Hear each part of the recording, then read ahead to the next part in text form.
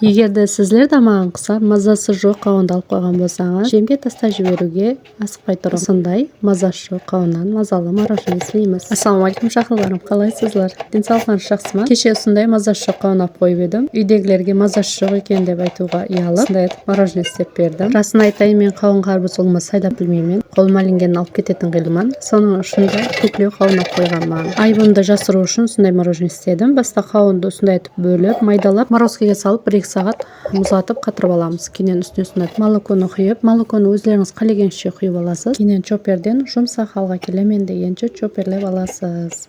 Егер блендеріңіз болса, блендердан өткертсеңіз де болады. Көріп тұрғаныңыздай жұмсақ мощный мороженое болды. Мазалы, қаулы мороженое болды. Біз хаяллар еш нәрсені зая қылғымыз келмейді. Көріп тұрғаныңыздай мазасы жоқ қауыннан ажайып осындай мазалы мороженое қылуға болады.